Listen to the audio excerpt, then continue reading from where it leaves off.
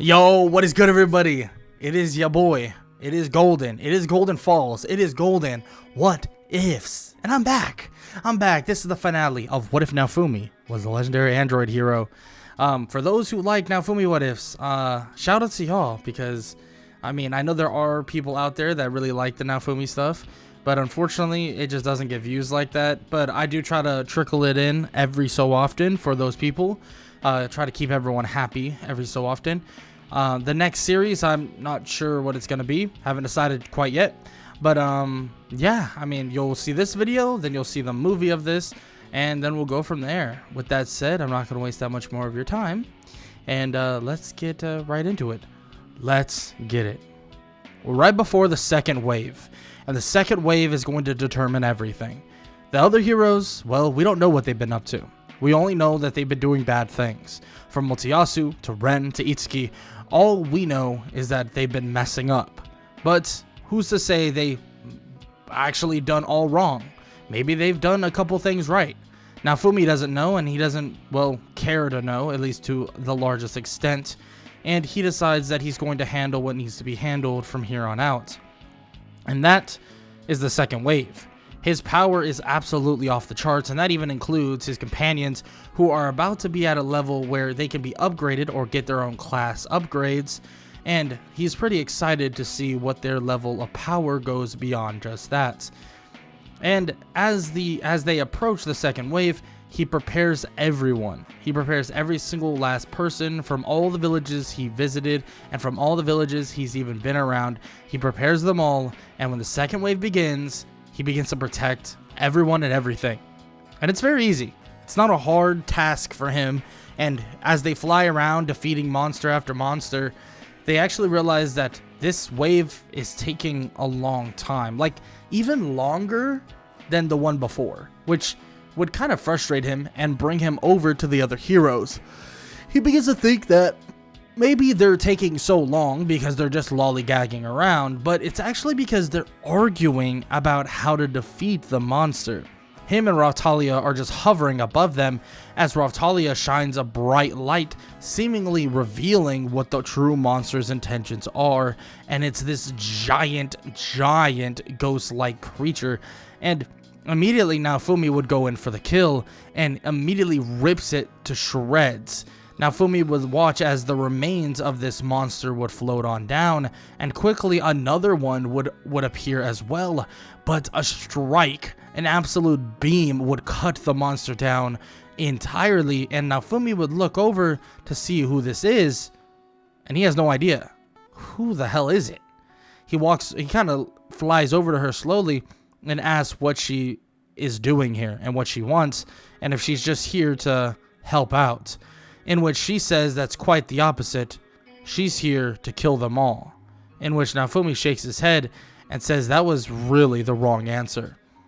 Raphtalia comes out of nowhere, landing a clean blow to her face, sending her flying downward as Naofumi would kick her back up to the sky. Glass is her name. She wears a kimono and wields two twin-bladed war fans. But she is getting absolutely pieced up at this moment. She's confused. What's going on? How are they so strong? What even occurred for them to get this strong? Naofumi flies up to her once again as he holds her in midair and asks her one more time if this is really what she wants. And Glass asks him how he got this strong, that this doesn't make sense. And Naofumi says that, well, he doesn't understand it either, but he can tell that she's from another world, so maybe their world is just not as strong as his. He looks back down at his people behind him, and then he looks back at her. Okay, maybe that's not true, but I'm stronger than your world, at least.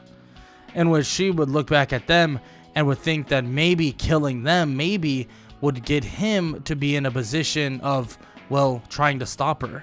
She would immediately shoot beams toward her or toward them, and Naofumi wouldn't even move, just watching the beams hit them, and she would be in complete shock. Why didn't you save them? Why didn't you try to save them? In which Naofumi would shake his head. I haven't even been on good terms with them since I came here, and I'm far stronger than them. He immediately then slams her into the ground and begins to beat on Glass, obliterating her, destroying her. And Raphtalia comes in, helping her back up and basically pinning her to the wall, asking her what is the true meaning of this visit, in which she says, like she said, to kill them all. Naofumi would put up his hand, and a beam of light would then begin to more or less generate as he pointed at her face, saying that, well, if that's the only goal, she's not getting back alive. Not to her world, not to any world. Naofumi would blast her, but as he's blasting her, well, Raphtalia would move her out of the way. Naofumi would sigh as he turns and says that she's lucky that Raphtalia has free will, that she could choose to do stuff like this, and he'll give her one more chance to decide what she's going to do. Because in his eyes, he begins to tell her that they can figure out whatever they need to figure out, and it doesn't have to reach this climax. Naofumi would wait for an answer, and Glass would say that she agrees, that they won't siege anymore, that they agree that they won't try to kill them, and they won't try to do anything else. Glass makes a promise, and she says she'll hold to that word, but there's other things at hand, that her world is at stake, and every other world is at stake as well. Naofumi says that, well, it's time for her to take a rest. At least go take a rest, get healed up, because it seems like they have a lot to do and a lot of work to do. He then goes to walk away and tells her that if her other subordinates, whatever other heroes they have, decides to go against this little treaty, that he won't hesitate to kill all 3 of them, 4 of them, 5 of them, 6 of them. He doesn't care. Or even if it's just her, he won't hesitate. He walks away with Raphtalia as they begin floating toward the bodies of the other heroes, seeing that they are still alive. Naofumi would sigh as he basically shoots a tiny bit of energy, healing them up just a little bit. And it would shock them back to life, and he would drag them all to a place to get recovered. They would immediately ask where she is and what happened. Did he kill her? Are they dead? Are they in heaven? And in which Naofumi says that for one, none of them would go to heaven. Let's get that straight. But also, no, she's gone. She got away. In which Naofumi lies through his teeth about exactly how she got away. And in which they even try to remark that Naofumi should have went in for the kill. But Naofumi says that there was no kill. That it was an even match. In which they know this isn't true at all. But they did black out for a long period of time. So maybe she was hiding power. In which they would say that, oh, well, the only reason why they were hurt was because she cheap-shotted them. Naofumi says that they couldn't even react to the blast. He saw that blast in slow motion. They need to shut their mouths so they don't waste energy. He doesn't want to hear them talk anymore. He drags them off to the infirmary and allows them to get healed up, and honestly, they're all their teams to get healed up as well. And they try to, they're on their last legs, let's just say that, and they're trying to do a bit of a kip up. The king would reward Naofumi for bringing them alive, but would question a couple things about the waves and all the above. But Naofumi has such little information. He waves him off and tells him that he needs to do much more, and he has a lot to do. In which now, as Naofumi leaves, he would be approached by a woman. This woman would begin to tell him things that he didn't even understand and didn't realize until now. He learns that, well, the queen, for one, wants to speak with him, in which Naofumi tells Raphtalia that they need to go, and that the other 2 companions could stay around and protect these fools, because he doesn't trust that Glass won't show up and just try to finish the job. At least, not 100%. He tells them, though, that if anything bad happens, they teleport away and then come and get him. Raphtalia and him would leave, and they would fly off toward where the queen is. When they would arrive, it's in a brand new country, a completely different one than Melromark itself, but that wouldn't be too much of a worry. Actually, some of the people there would be cheering, saying that they didn't realize they would be able to see the superhero Naofumi, in which it seems as if Naofumi's name began to spread as this flying hope and savior. Naofumi would wave them off, kind of with a bit of a smile, and Raphtalia would smile wide as she waves toward all of them. it seems as if they're all happy in a way that they're here. They would speak to the queen and learn of the church's betrayal or eventual portrayal, and would ask to get on top of it immediately. Naofumi would nod and say that he can handle that. He'll send Raftalia back as soon as possible. In which, as he says this though, well, some weird things are happening within the castle walls. And immediately one of the companions would appear. He asks the companion what's going on, and telepathically, or basically through that connection with Naofumi, he's able to tell him. And it seems like, well, Mine is trying to kill her little sister Mel. But it's odd. It's as if, well, Mel is already about to get poisoned, or some sort of weird way of trying to get her killed.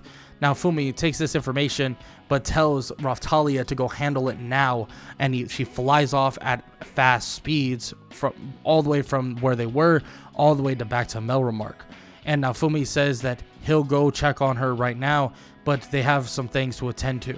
The queen asks what happened, but he feels that it's better that he doesn't say anything, saying that it's nothing big, it's just a personal thing. He flies off, trying to catch up toward Raftalia, and when they would eventually arrive, they would see that Mel is on the ground, poisoned and seizing. Everyone's trying to help her, which Mine is kind of just leading them in the wrong directions. And Naofumi would eventually shoot a blast of ki, and as he does, he immediately would have vaporized the kind of toxins that were within her body, and she would wake up. Naofumi would pick Mel up and ask if she's okay, and she would say, yeah, she is, but how did he do that? He says that it's kind of like magic, sort of. It's a lot of explanation that he doesn't want to talk about. He then points at Mine and says that he has proof that she tried to poison her little sister, in which Mine says that this is ridiculous, but he would show a bit of a holographic image through his own eyes based on one of his companions, and it actually shows Mine doing just this, and then the companion leaving to actually tell Naofumi what occurred. And this would immediately have everyone turn on Mine, and on top of that, the king would be forced into a position where, well, he had to stay face and put her in prison, and put her behind bars, at least for now. Naofumi tells them to be safe because he has some other things to attend to now, in which the other heroes who aren't fully recovered but are partially ask what he's going to do, in which Naofumi doesn't say another word as he flies off with his companions and Raftalia. He would then eventually arrive at, well, a group gathering of the Church of the Three Heroes, and as he sees all of them, he sees a ton of people there, and it seems as if, well, they were right, or the queen was right about this betrayal, and Naofumi immediately would just knock out all of these followers that are standing there. And Raftalia asks how he did that, but he says that it's just a light ki blast. It's just like how he can revive. If they're weak enough, he can knock them out relatively easily. Now it seems like all the power that weapon is going to store just doesn't exist anymore. He would fly toward the Pope, knocking him out as well, and he tells Raftalia and everyone else that is there, or his companions, to help him gather them all up, and that they need a full-fledged army coming over here to arrest every last person. In which they do just that. Naofumi gets a whole army ready to go, and basically during this imprisonment, everyone's kind of confused, and even the king is too, saying that, oh no, this is wrong. But quickly he would say that this is direct orders from the queen. The queen has told him to do this, and that the queen has priority over every last person there. Naofumi would kind of walk away, and the king would say, no, that's ridiculous. There's no way that the queen would say those things. But Naofumi tells him to shut up, and tells him that if he wants to deal with the repercussions of letting them free, he can deal with them on his own, but he might want to speak with his wife first. In which Naofumi would leave, and he would begin his whole roundabout, cleaning up the entirety of Melremark and even the outskirts of it. That's what he wanted to do from here on out, and that's what he wants to do entirely. Naofumi flies around and with Ratalia and also his companions, cleaning up Melromark and cleaning up every last thing he possibly can. Naofumi kind of does some amazing things. He cleans up some of the most foul people, and he even cleans up some of the slave trading that he knows of, actually holding former Raftalia's friends, and obviously they are still friends, but saving them as well, and stopping any further just tyranny that would be super unlawful and unmoral or immoral. And he does some pretty good stuff. After everything is kind of calmed down quite a bit, at least after the large wave of stuff happening, no pun intended with the whole wave thing, Naofumi would kind of have a bit of a communion with the queen. He would speak with her for a little bit. They would talk about stuff that is to come, what's going to happen, and so on and so forth. He actually learns of a XP event as well, a bit of a training event for all of them. And Naofumi thinks this is great, and he would love to get his class upgrades as well for his team. And she says that that is no problem at all. That could definitely happen as soon as possible. Naofumi says that he has some things to handle before he does anything else, but she says that that's no problem. They have about a week before they set off and set sails to the archipelago. And, well, Naofumi wishes her good luck and tells her to be careful, and that if she needs anything, to signal him immediately. Naofumi would then leave, and let's just say, out of nowhere, some odd things would occur. And it's not odd in the form of, anything more odd than what's going on now, because, well, we're living in a gaming world. But Naofumi would be kind of hearing these weird whispers, as if through the trees could hear something whispering and reaching out. And as he approaches, the whole scenery would change. Everything.